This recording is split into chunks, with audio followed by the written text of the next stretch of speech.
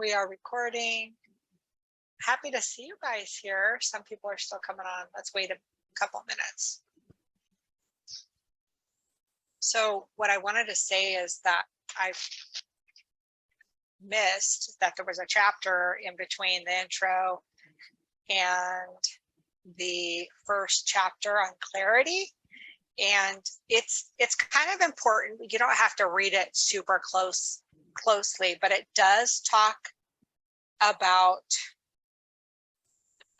how they got their data, which is so, I'm a data girl. I love understanding how he figured out what makes a high performer and what doesn't.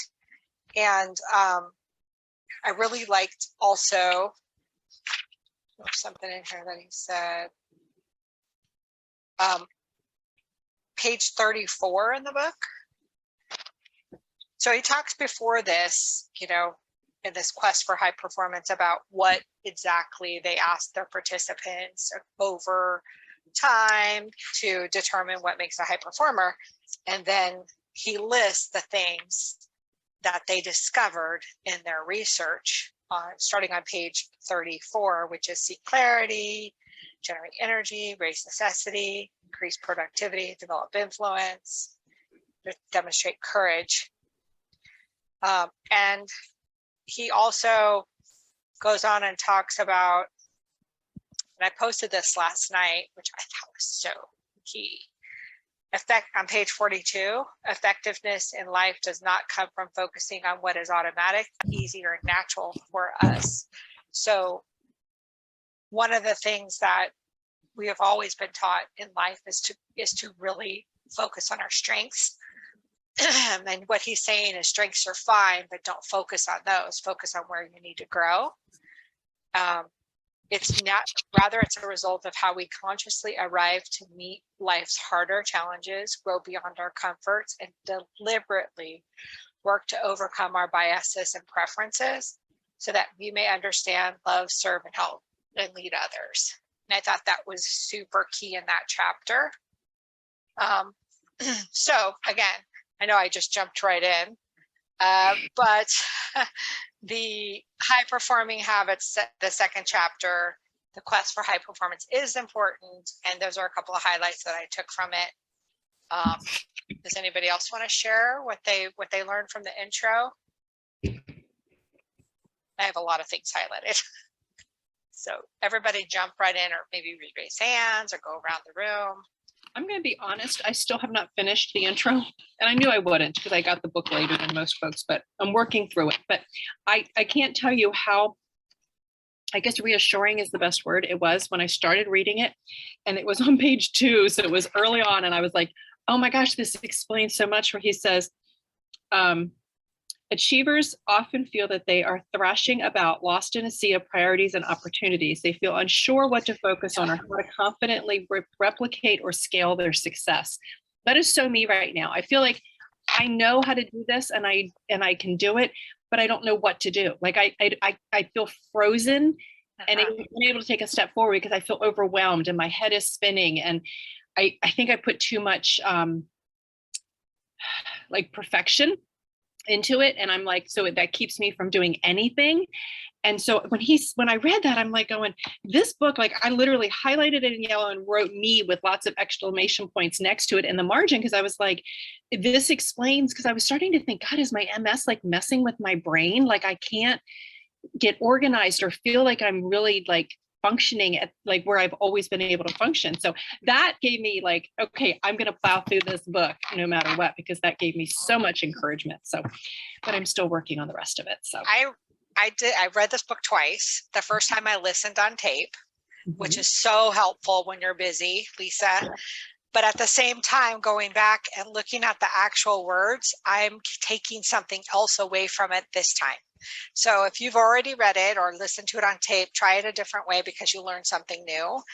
And Lisa, the section on clarity that we're going to get into is going to be so powerful for you, because I think that a lot what Stoff says is not being super clear on what to do and what we need to do in order to succeed. And we're all in the same boat. Like there are sections of our strengths or not strengths, things we need to grow in that we're struggling with right now, and it changes. So sometimes I have a lot of clarity, but I don't have courage for whatever reason. Sometimes I have a lot of courage, but I can't figure out what I want to do. So coming back to this, and even though we all have, it's the end of the month and we're all like, oh my gosh, we have so much work to do. This is really, these next 12 weeks are really going to impact you so much, because you'll learn so much more and something different about yourself. I already did. I only read the first 2 sections, and I'm already like, oh God, that's what's wrong with me. It's validating, right? One of the biggest takeaways, and like, I know we're only in the intro, but I'm just now finishing up the book study, The Slight Edge. So if you haven't done it, you've got to do it. But just the fact that with the right training, and mainly we've all had the training, the right habits, absolutely anybody can be a high performer or be successful in it, not just Plexus, but in any aspect of life, which Yes. is, I don't know why we don't teach that. Now I'm really hammering it on my boys that are, basically young men going, man, I wish I'd known this, and I've always been good about encouraging them, you can do whatever you want, that sort of thing, but not to the degree that I really should have. But yeah, and I love that, because then there's no excuses. You can't tell me you don't have time, or you don't have the skills, or you don't have the influence, or you live it, you just can't, because anybody can do anything if they'll adopt the correct habits and consistently pursue it, and and never give up. Totally agree. Anybody else want to share an aha from the intro? Something you highlighted? Yeah, I was just going to share on page 3. I highlighted the world cares less about your strengths and personality Me too. than about your service and meaningful contributions to others. So honestly, I relate that to Plexus so much when I think about, we can have our story, but people actually just want to know, is it going to work for me? And, we need to get out of our own way and just realize that, this is so much bigger than any of us even realizes, the service to others that we are performing and the lives we're changing. So it just really struck me when I just thought about like how we are contributing to this world and making it a better place, and to not get bogged down in our inadequacies, and to just realize that people really do need us to be reaching out to them. I highlighted that too, Stephanie. I don't know if anybody else highlighted it, but yeah, super important. Anybody else want to share what they thought? I'm having a hard I time think- finding that. You said it was page 3, Stephanie? Yeah, it's kind of page 3 middle at the of the very page. top. Yeah, Sorry. just second line, the world cares less about your strengths. Yep. I feel like I have a different book, because there's Oh. twice now that you said something earlier, Lisa, and I went to page like 34 and it didn't list those characteristics. I wonder if it's a different, Look, hold it up. Do you have this one? This is the one I have, Lisa. Yeah, that's it. well, what, I Oh. wonder if it's a different, mine's copyright 2017. Oh, Yeah, that's I know. mine too. Yeah. I think. Yeah, mine too. Well, he rewrote it in 2020. Why am I not seeing the same? I see 20. So on page 3, Lisa, halfway down in the second, I'm like at the last line of the second paragraph, or the first paragraph that starts on that page. Got it. Okay, Okay. maybe it's not, but I still didn't see what you talked about earlier, but I'll Okay. figure it out. I'll Thanks, find Stephanie. it. It's the top of that page for me. The very top, That's right weird. after what I highlighted. She did the second half of this, sentence when I've highlighted one, but it's the very top of page 3 for me. Oh, and that's Stephanie. weird. And Stephanie. Yeah. I highlighted the same thing, so I think we're all on the same track. Right. Thank you all for inviting me and letting me come to this group, by the way. I really appreciate you. We're glad that you're here. We're here to just kind of inspire each other, and anybody else want. I figured the first time we talk, so this is kind of a weird one. This is the first intro, but the next 2 weeks we're going to be talking about clarity. So the first week we come together, we'll do something like this, kind of a round table. What did you see? What inspired you the most about this chapter? And then in that time, with a couple of prompts, And then the next week we'll dig into like some of the work for that chapter, like the prompts and the different things that we have. So if that sounds good to everybody, I think that format will work and not be too overwhelming. And I know that when some of us did HPC, we did that plus about 10 other things each week. So I think we'll dig more into the book and what and how to change ourselves and our habits these next 12 weeks. So I know Lisa, this isn't. Oh, go I'm ahead. sorry, go ahead. No, I was just gonna say, this isn't directly related, but as I was reading this, especially that sentence that we just highlighted from you, Stephanie, it made me think about the training that Bob Heilig is doing this week. Have you guys been following that at all? The transactional versus transformational. And it's like, yeah, they don't really, like, transactionally, we would just be saying, you know, these are the benefits, this is why you need what I have. But transformational, you're looking and listening and asking questions and figuring out what their problem is and offering a solution. And people don't really care about what we know. You know, they don't want us to dump all this information on them. They want us to show, like, again, your strengths and your personality. They could care less, but can you make a meaningful contribution to them? So I'm like, this just fits perfectly with that. So if you're not doing it, it's totally free. And I think I've only done Monday, Tuesday, and he's nailed it so far. So anyway. Jump right in, people. So Lisa, I was on page 4. I had read a portion down toward the bottom and I wrote us because I was thinking, I told my husband, I read it to him last night or the other day when I was reading this.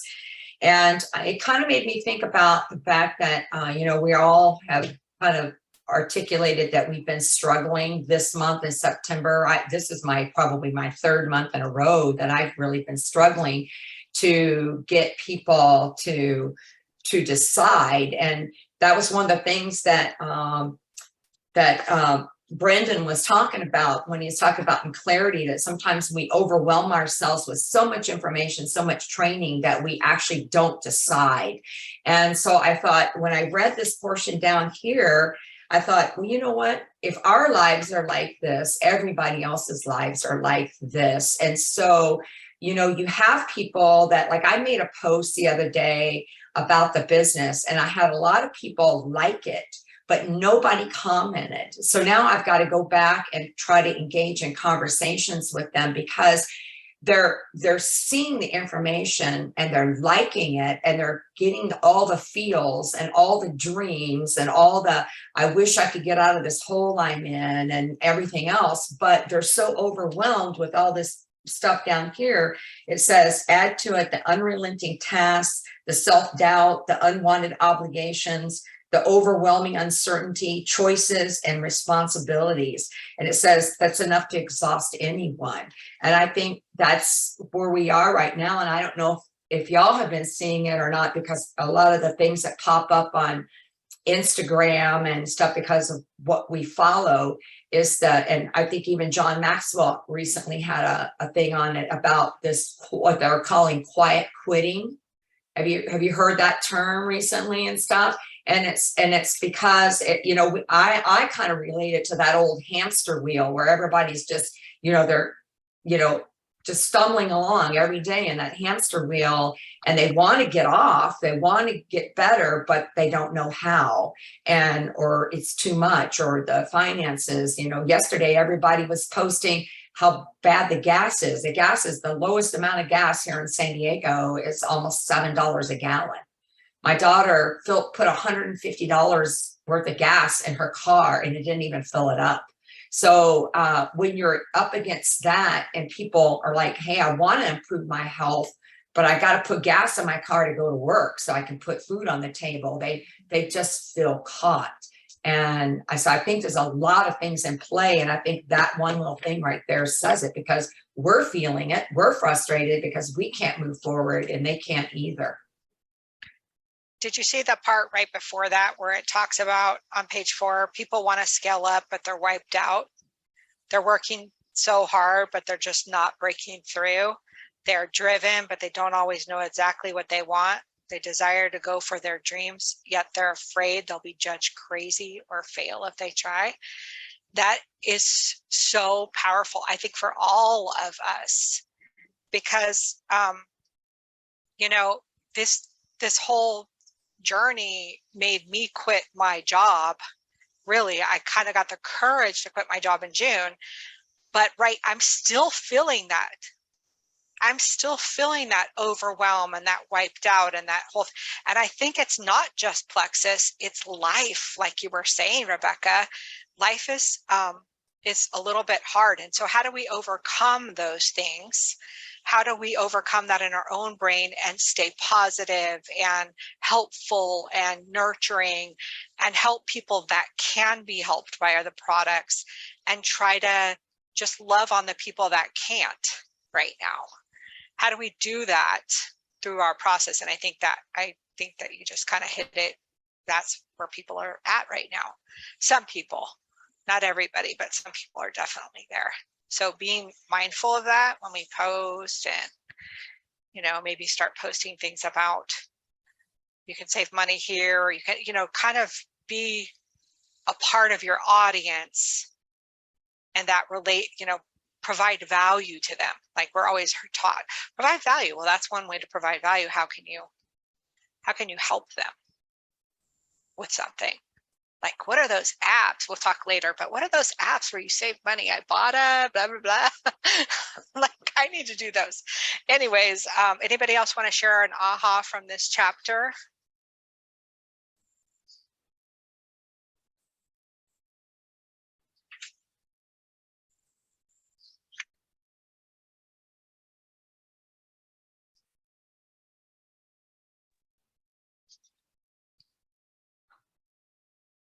I'm just going to mention something here. On page 6 in some of our books, about halfway down, it says, pretend you're not working as hard so your friends are impressed with your leisurely posts and photos at breakfast, but yes, work hard. And I think that's something that speaks to a lot of us too, where we'll tell people, oh my gosh, you can do this, you can so do this. And we have to, I think, make it more realistic for people to understand, what all is entailed in this, and, just leveling ourselves up a little bit too, and realizing that, there is a lot that goes into this, and we are professionals doing this. And I think the more we treat it as, an actual job versus just a side gig, and maybe for some people it literally is just a little side gig or a little hustle on the side, that's fine. But for a lot of us, it's not. And I think we just have to be very real about, what, there is work to do. I will teach you how to do that, but there is work to do. So I had LOL written next to that sentence, because it's like, wait for instruction, but don't wait for instruction. Work hard, but don't work hard. It's like, what do you do? On the bottom of that page, I don't know if it's on the bottom of your page, it says systems are what separate the pro from the novice and science from armchair philosophy. Without systems, you cannot test hypotheses, track progress, or repeatedly deliver exceptional results. And What page is that? It's on the bottom of the page 7. Oh, okay. And it Stephanie, talks about it's in the middle. that your systems are really habits, which we're going to learn about a lot, how to level up your habits through this book. I do want to pop in real quick, kind of right back to where Stephanie was talking, at the bottom of that paragraph. And another thing, in my book study last night on the Slide Edge, we talked about, and systems are great, but we'll never figure it out. We're always adjusting. We're always, in that book, it talks about, and it's really kind of freaky to think it. They're like an airplane, you see it, it's like, oh, it goes there. No, the pilots, autopilot, whatever, is 2% of the time they're on track to get their destination. The other 98%, they're making adjustments to get back on track because they get off track. And they're like, that's the thing, if we get so set of, our talk last night was, yeah, we have the plan, I'm going to do this and this and this and this and be at Emerald in Hawaii. Well, and then we get off track and then we freeze because it's like, oh my gosh, my plan failed. I can't do this. So it's like, we can have a system, have a plan, but just remember, there's no magic anything. Things will always be changing. You do not know what's coming. So just be ready and willing to adjust and adapt and pivot as needed to stay on aiming towards your goal. I've changed my plan at least 10 times since last month. Yeah. I mean, I started down a path, it works, it doesn't work, I pivot. It's all about pivoting, right? Yeah, I'm reading the book, or finishing up the Take the Stairs. Have y'all read that one by Rory Vaden?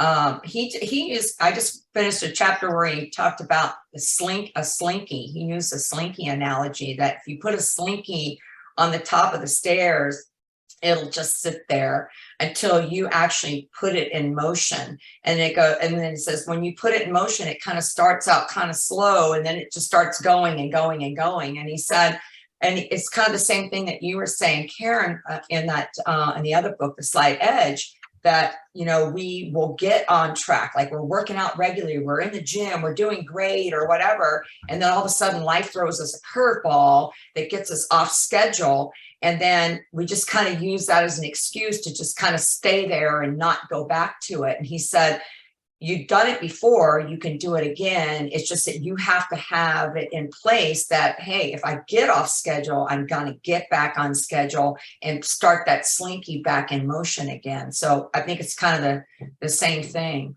So if that helps, visualizing the slinky, it kind of did for me. I thought that makes sense.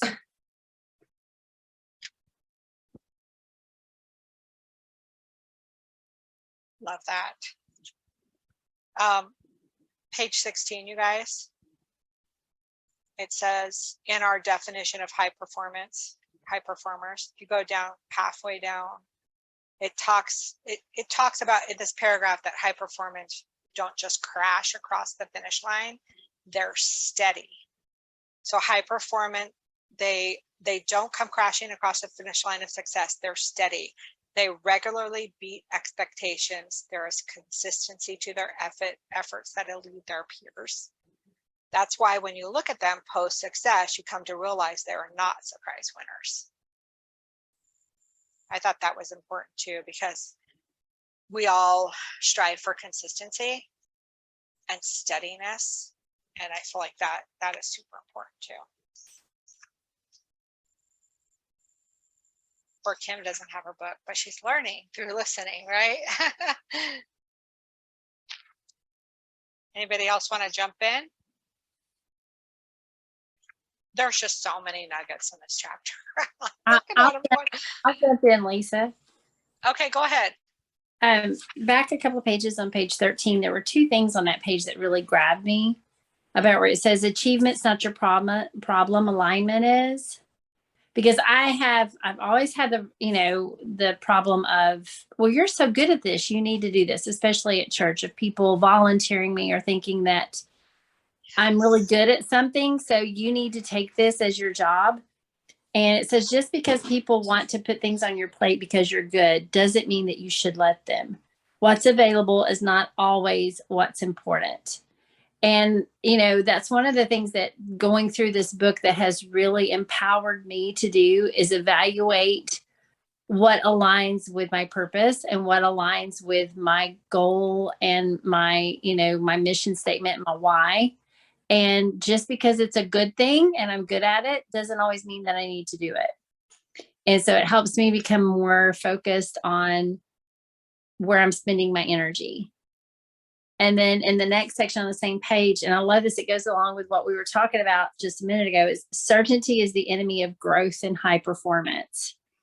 And at the bottom, it says high performers will outgrow their youthful need for certainty and replace it with curiosity and genuine self-confidence. And, we, in our industry, we've heard, ask curious questions. And that's one of the things that I've learned too, is I love the fast start, and I love the people that come on all gung ho. But what I have found is slow and steady wins the race. It's those that have that gradual growth that usually stick around for the long haul. And y'all may have a different experience, but in my experience, mine that come in fast and furious usually fizzle out really fast. Because they don't have the dexterity, they don't have the growth, and they don't have the things in place and the systems in place to carry them for the long haul. And they don't have those habits built in their business. They don't even know what they are. Right. Yes. So, yes, it's great and it's fun, but, I would much rather have somebody come on my team and join me that's going to be growing steadily with me, and that we can grow together and learn together, and that they're going to stick with me for the long road, not the short term. You know, because it's like that. I mean, it's you know, you have in our business, you're constantly having to pivot. But on the flip side of that, I'm learning how to maintain my consistency and my slow and steady, so that I can be the leader to those who are fast and furious, and maybe impart to them the need for the consistency and the slow and steady as well. So, you know, that was the line. Then I put it in the chat, the phrase, the main thing is to keep the main thing, the main thing. I don't know how many times since first time I read this book that phrase has like come full force in my head when I'm feeling overwhelmed, or I don't know which way to turn, or which task do I start first, you know, that kind of thing of what's the main thing? Where is my focus supposed to be right now in this moment? Okay, keep the main thing. The main thing is to keep the main thing, the main thing. And so those should are have that on a Post-it note, right? right. So those are some of my biggest takeaways. So Leanne, I love that you said that, and we're all kind of so similar. I highlighted the same sentence. Just because you're good doesn't mean you need to do it, because I tend to jump in and do all the things too. Melissa can attest to that. I mean, like, just because I'm good with technology doesn't mean I always want to be the one to do the technology, right? Or I'm just because I'm good at this doesn't mean I want to, or I do want to do it. That's the problem. I want to do it, but it doesn't really align with the building, right? It's just a helpful thing to do. And I love that you said, keep the main thing, the main thing. We should all write that down, or highlight that in our book, so that we can come back to that, because that's a good reminder, like when you're starting to feel overwhelmed, even in reading. It's on page 25. Page 25. Yeah, I read that, and I don't remember reading it last time. You know, like when you listen to it, it's different than actually reading it. What was the other thing you said? Oh, about the people starting. So you know, we all have those people that come on, they just want the $300 or whatever, or the quick fix, and then they're gone. I had 10 people do that in July. But the people that are staying, the people that I really want to work with in this business, those people will always leave. Unfortunately, over the last 2 years, I've noticed that people will come, they get fast start, and they leave. Or they don't want to put in the work because they really don't want to do the work. You're doing it for them. You're helping them get there. But the people that you really want to train with and you really want to show are, like, you know, the people that stay and really want the business. And those are to me, they're a little fewer and far between. Like, for example, Melissa is my level 1. She came on for the products, and she was super slow to start the business. And that was fine, because now when she did, she was all in. I'm one of those that started, I've used Plexus for about 8 or 9 years, but just 2 years ago, did I really jump in and go? And so, absolutely, I agree with that. But I also agree there are some that, you know, some of your fast starters that'll really want to just build a business. And I need to know how to do that for people. Like, I need to be able to coach that well. Does that make sense? Show them the way, right?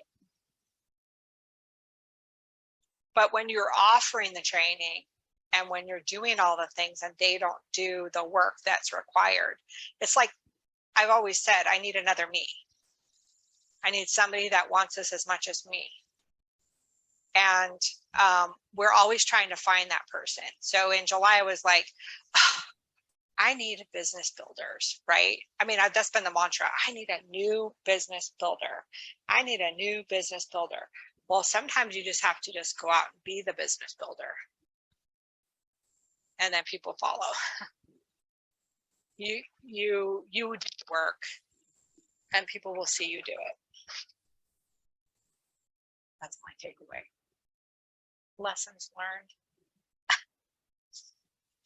And then, like I said, we're at 10:30 or 11:30. Like I said, we do have to get into the next chapter. So if you haven't read it, just go through it. it's not one that you have to read word for word, but it's super interesting. It has all of the data on how Brendan and his team came up with what makes a high performer. And it helps to build your belief that he, you know, yeah, he really does know what he's talking about, and he really does understand this thing called high performance. And then he talks about all of the habits. And on page 41, he talks about the personal habits and the social habits. So I'm interested to know, how many of you struggled in one area, personal over the social? And you just either unmute or put it in the chat if you notice that you struggled in your test in, for example, clarity or energy or necessity, or if you are on the social side of it, productivity, influence, or courage. Anybody unbalanced? I haven't gotten that far in the book because I just got mine last night, but I feel real unbalanced, like in everything that you just said. I feel like everything, all of those are, well, a lot of them. Did you take the test, Babette? I think so. Hold on. Yeah, That's I'm what real unbalanced. specifically talking about. Where did you have? Is it's that in the online. workbook? You should have gotten an email. It's online. It's at the high performance test, and it shows it highperformanceindicator.com. I did not take the test then. I saw there was a whole life assessment and a high performance habit assessment in the workbook. Do it online. Okay. Lisa, I'll can give you you a score. reword the question? What's that? Can you also tell me that website one more time? It's on page 29 in the book. Okay. And I'm just asking if you could reword the question. I wasn't sure what you were asking. So on the chart, does everybody have the chart that looks like this? It's a Venn diagram. It's on page 41. It's on 39 on mine. 39. 39 or 41. 41 on my book, so here we go. Okay, great. And it lists the personal habits and the social habits, right? And they overlap, obviously. But if your scores, when you took the high performance assessment, were more on one side than the other, like Mine were you were. higher on the personal side than the social side, or were you lacking? Who noticed that? Me. Karen, what'd you notice? Like my top score is clarity. My lowest score was productivity. Like I'm busy all the time, but it's not getting me where I need to be. It's not the productive work that I need to be doing. So I did a lot better on the personal side. I had tons of energy, tons of clarity, all of that, I feel like I struggle in influence. And like I said, productivity was my lowest score. My social was way lower. What was? My social, all of those. Yeah, my social was lower too. I was really good on the clarity, but the interesting thing was the first time that I did HPC, it was reversed. Oh, that's interesting. But they were all like really closely. They were a lot lower than they are now, but they were all very closely associated.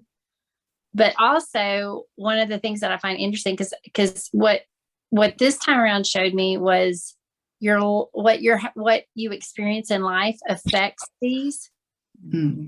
I lost 2/3 of my business a couple of months ago. Hmm. And so now my influence is scoring way lower than it has in the past. And I think that, and it was eye-opening to me because I know that some of the mind junk that's been going on from that is there, but seeing it become evident in the scoring of that, I was like, oh, okay. So yeah, that's where I need to really focus, because it really did kick me in the teeth. And, so I'm on the, what I call the recovery side of that, but I can still see the residual effects of that. And so it's just kind of interesting how your journey changes with it. It's not a constant, like you're not going to score today and then 6 months score exactly the same. Leanne, what you're saying is so important, because as you lose and your business changes, if you could go into this depression and say, okay, I can't do this. I'm not influential. I don't have any more courage. My clarity's gone, whatever. If you don't then say, let me take care of this right now. It's almost like when you gain weight If you don't immediately get right back on track, then you'll just spiral out of control into this abyss. So the fact that you notice that is important. And I notice it about myself because I'm doing a little bit of spiraling the last couple of months in my own thoughts and my own feeling of influence. So it happens to all of us.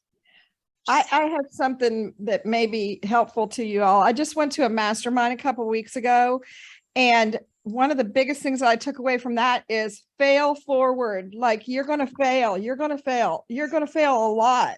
But every time you do, you're learning and you're getting better, and you're failing forward, so that when your person fails, you've done that and you can help them with that failing.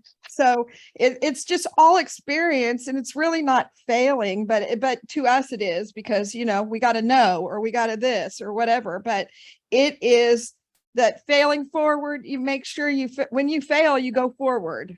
Don't go backwards. Just say, okay, well, this must be my lesson from today. And that's that. I can just tick that one up there. Like, okay, I had to learn so many lessons. And so I'm going to just go on from there and figure out either why I failed, or do something different, or whatever. Great. It's great. So what does it mean when you're all over the place? Like, there's not one side of mine that is better than the other. And I haven't finished reading this, so you may just say, just read it, you'll get it. But I mean, it's really interesting that my very lowest was courage, and like a 2.67. That was like, but yet I'm reading the description above, the number 6 above that. It talks about demonstrate courage. And I actually did that last night in a social setting that I would have never done before. So I'm like, that's really interesting, because I did it last night, but I scored so low on that. But everything else is like, you know, there's a 4 on each side, there's a 3.67 on each side, and then there's a 2.67 on one side and a 3.33. And I'm like, so really none of them stands out to me. It's just, remember, these are how you feel about yourself. So maybe, okay. So for example, Melissa said her influence is low. And I feel like her influence is high. So she feels that way about herself. Gotcha. Yeah. So It's as you go through here, perception, you'll figure it out, you know? Which I should know. I mean, being a psych and social work major, I mean, we gave these kind of things to people all the time, and it was always based obviously on their perception, but you at least knew where to work from at that point. So it just clicked. Thank you. Melissa, did you want to say something? No, I was just, my courage is, when you were talking about failing forward, it's hard when your courage is so low. Like mine was like a 1, like literally a 1.6, I think was my score. So just trying to get the courage to fail and to put myself out there. Yeah, which affects my influence. I'm influenced more by I'm kind of a mess right now. Well, and I feel like when you'll gain a lot of insight to yourself doing this, because I'm super excited about this. I knew this about Melissa too. I knew her courage was low, even though her influence to me seems high. She struggles with that, you know, putting herself out there, what will people think kind of thing. Even though oh my gosh, she has just the network like crazy. So hopefully the head trash, you can get rid of that by reading the book. And I'm hoping that happens for me too. A lot of head trash. We all do, right? How many of us have head trash this month? And different from last month, maybe. Mine is too. Okay, so we're at 10:40. Anybody else want to share something about this? Do read the next part, and then make sure for next week that you've read or at least started Seek Clarity. Now it's pretty big, 57 to 94. So figure out how many pages you need to read a day and read those. Like we talked about last night or Tuesday night, I journaled some stuff. I read and then I journaled. So getting rid of the stuff in your brain. Can I add something real quick, Lisa? Sure.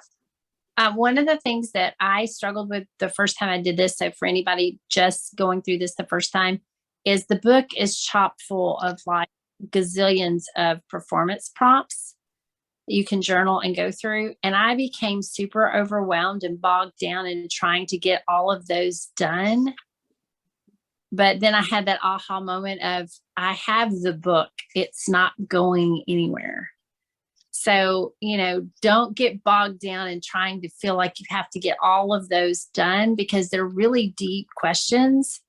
And it's not about the quantity, it's about the quality. And don't feel like you have to move on to the next one till you're finished with whichever prompt you're working on.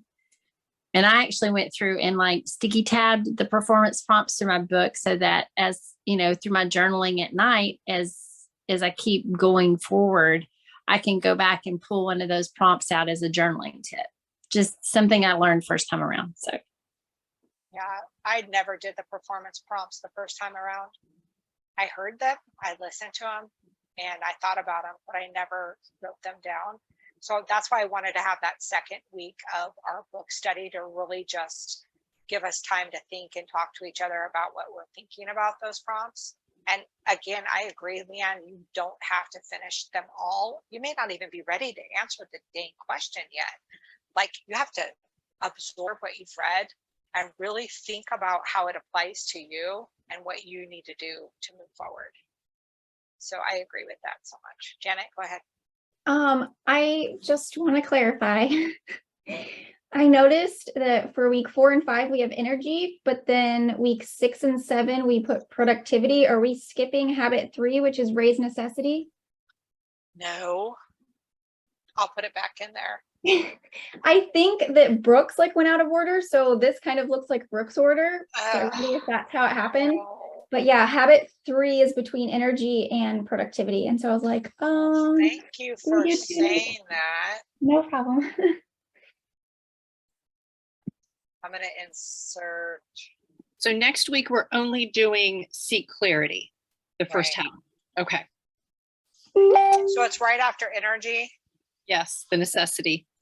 Yes, habit 3 is fixing it right now. Necessity.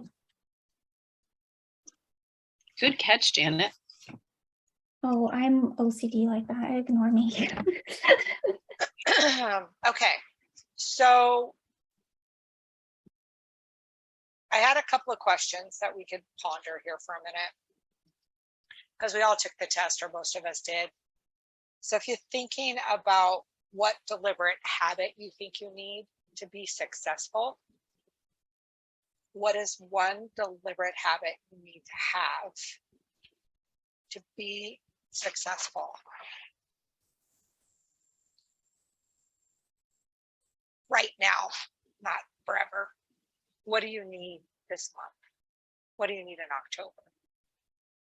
What do you need to be successful? And I wrote it down.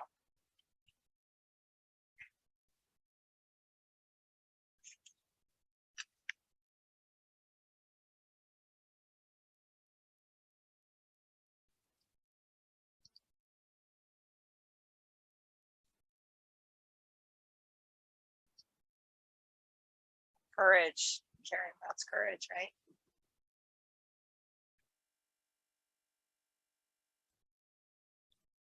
Oh, one more thing I wanted to mention. Sometimes you think, oh my gosh, I need to work on my courage. But then you go through the clarity chapter and you're like, oh, well, getting clarity helps me to understand what I need to do next in order to get the courage, right? So you'll find that don't skip around, just kind of go through the planner. Babette, did you want to say something?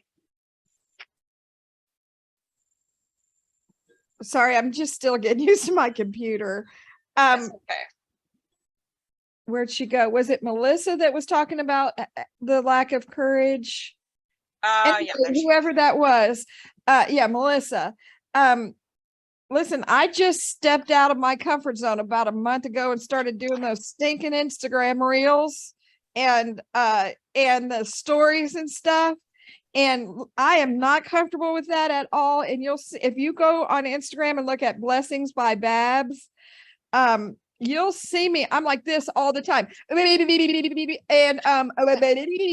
yeah, but you know what? People see that. They see that I am almost 60 years old and putting myself out there and trying to do stuff that is very uncomfortable. And they see that if I can do it, they can do it. And that's been very helpful for me to just go ahead and put myself out there. Even if it's a bad one, I go ahead and post it so that they can see that. That's a lot So of I hope that courage. helps. That's a lot of courage because often I know Melissa does this too. I'm looking at my posts like, is this okay? Should I post this? I do that all the time. I'll have a post and then I don't post it. And then I'm thinking about it all day long. Like, oh my gosh, can I put that up there? What are people going to think? Am I going to be taken seriously? Who am I? Like, I get in my head about like, who am I to be like the expert on this topic? Like, why are people going to think that I know what I'm talking about? Yeah, you can flip that and just say, this is going to help at least one person. So this is for that one person who I am posting for, and just push the post, The post button. it and do Tell it. them, Who push it. says B- work? We're shooting for B- work. Who said that? Come on, Stephanie, help me. Who says that? Bob Heilig says that all the Oh, time. Bob Heilig. Yeah, B- work. You don't want A and A+ work. You want B- work. That's what you're shooting for. Right, And, because it shows, like, if you've got perfect reels and perfect posts and perfect stories and stuff, it shows those people that are interested, they're thinking, They I can't do it. can't be that perfect. Yeah. And so I had to really get out of my head. It took me 2 years to make my first reel, 2 years. So they challenged us at that mastermind to go make a reel too. And I'm telling you, when I did that, it got like 600 something views on the first 3 hours. That's awesome. It shocked me. But I mean, just do it. Like, the Yeah. thing is that you're not in this for all those other people, all those negative Nancys. You're in this for the ones that need it. And those people are going to find you and they're going to see your heart, period. And if they unblock you or unfriend you, Melissa, they're not really your friends. Right. Then you didn't need them in the first place. You know, you're just Well, I wasting keep remembering, like, I keep trying to remember too, like, what they say, like, not everybody sees all of your posts. So Right. I might post 10 times and people are only seeing 1 or 2 anyway. So it's not, I need to get that out. I just need to push the button. That comes up like that. I'm like, all right, well, that's a negative thing that you're thinking. So post it, because I feel like that's the devil working in me saying, you're not going to help that person. Well, Totally. that's wrong because there is somebody out there that you can help. Totally. So, and if you need some help with ideas, go look at my thing. You can see, and I'll help you do your first reel or whatever too. So just go in there and look, and I'll help whatever. I'm not professional at it. So don't think that I am professional Instagrammer, because I am not. But I did step out and I've gotten over 11,000 views That's in awesome. 2 months. So yeah, it really gets you out there. So here's your next question. I love this. I love what's coming up in the comments, but I am challenging everybody to be bold in their posts today or tomorrow. So you may have already posted today. Just be bold. Step out of your own comfort zone. Doesn't have to be perfect. It could be about your life, even your messy life. Just be bold and don't make it perfect. See what happens. And then I have the next questions. In order of importance, what 3 habits do you think you need to have the most connection with for your business? Which 3 habits? Because they're chain. I think we need them all, but what are your top 3 habits? I can tell from this group, everybody needs to write down courage.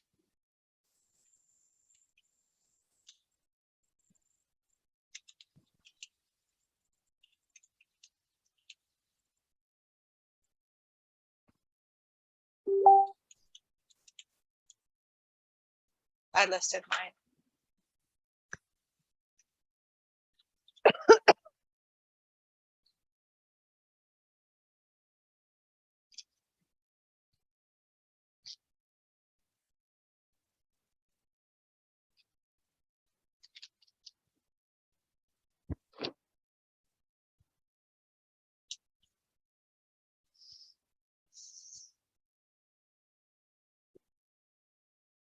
And you might want to journal these too, because I'd love to check in with you, in a month or so and say, are they the same?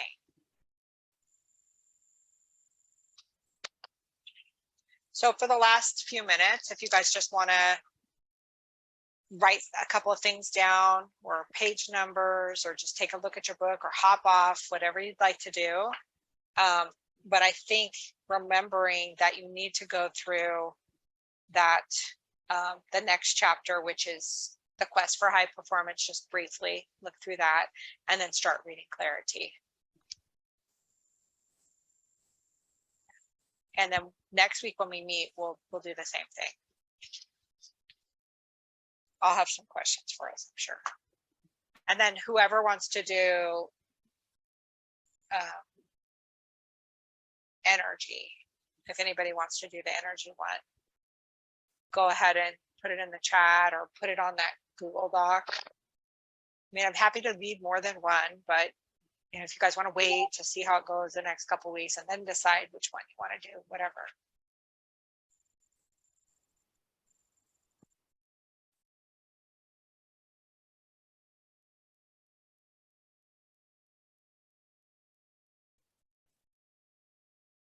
Babette, are you talking to us? You're muted. Oh, there we go. God, I'm sitting here talking to myself. I said, I would love to do one. I need to wait for a little bit. I'm going to my 40th class reunion in 10 days. And so I need to look at your schedule because I just got it, but I'll be happy to lead one later on down the line. Okay, sounds good.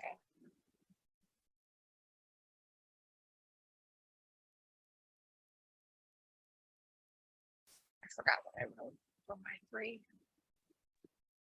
When you say lead energy, do you mean for both weeks, for both calls? Yeah. Okay, yeah, because I can only do Thursdays.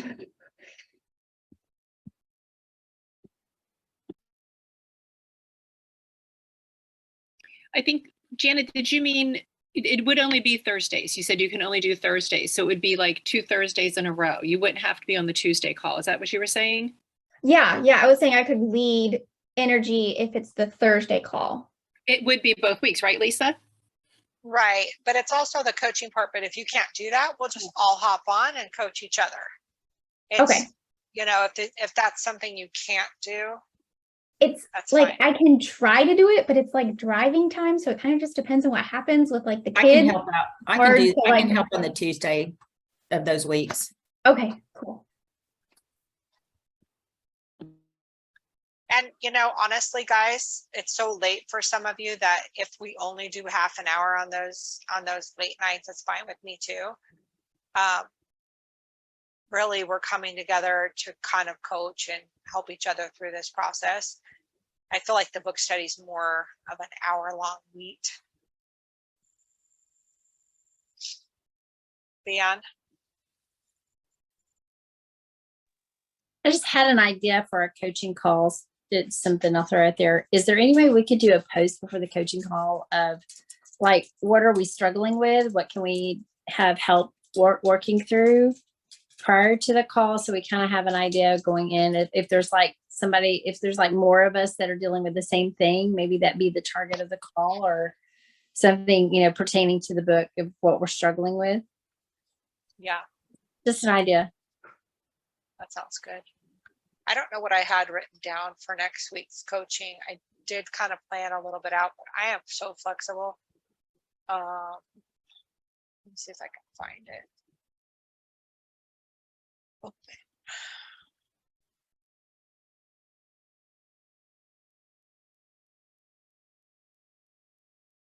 Oh yeah, I have a couple of coaching areas. Couple of questions. They're like 3 questions. Just to kind of get you to dig deep in clarity. That works too. I don't know where I got them from. Teacher, I like to plan. So if it's my week, I'm planning it out ahead of time.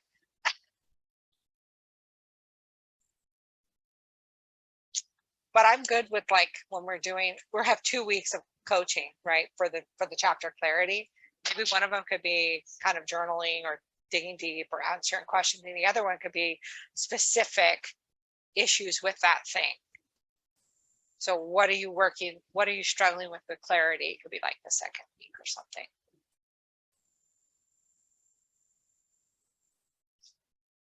Okay, we are That sounds good. we're just about done. So I know that Karen will post this recording. There's a lot of us that aren't able to get on during the day. Yep.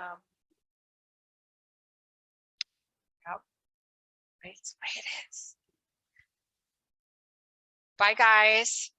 Take care. Have a good week. Thank you, Weekend. ladies. Bye-bye. Hey guys, Thank you. this was super awesome. Yeah, it was good. Talk to you guys later.